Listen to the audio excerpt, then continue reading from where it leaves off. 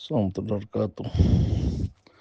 اصل میں تواضع کا تعلق دو چیزوں سے، ایک قلب سے ہے کہ اپنے قلب میں ہر ایک کو اپنے سے اچھا سمجھے، اس کو تواضع کہتے ہیں، اور اپنے یہ سوچے کہ ہو سکتا ہو دوسرے میں ایسی خوبی جو اللہ کو پسند ہو اور میرے میں کوئی ایسی خامی ہو جو اللہ کو ناپسند ہو، باوجود ہے کہ اعمال ظاہرہ انسان کے ٹھیک ہوں تب بھی۔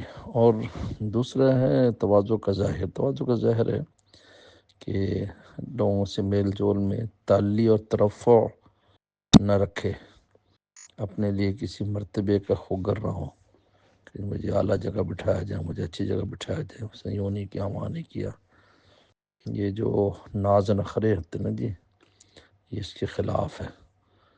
تواضع للہ یہی ہوتی ہے کہ اللہ کے لیے، یعنی دوسرے کا اکرام اور اس سے سامنے جن کا سے پیش آنا اللہ کے لیے، یہ ہے، کسی اور دنیا مراتب کے اعتبار سے نہیں۔ اس کا پھر فرق یہ ہوتا ہے کہ جب اپنے سے نیچا ہو تو اس میں تعلی دکھاتے ہیں، اپنے سے اوپر ہو تو وہاں پر تواضع دکھاتے ہیں، وہ للہ نہیں ہوتا۔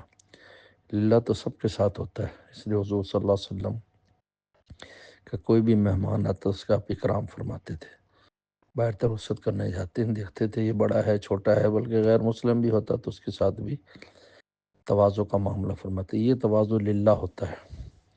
اگر دنیاوی مناسب کے اعتبار سے یا اور کس چیز کے اعتبار سے فرق ہوتا ہے تو یہ پھر تواضع للہ نہیں ہے، یہ تو ماحول اس کی وجہ سے ہے۔ السلام علیکم۔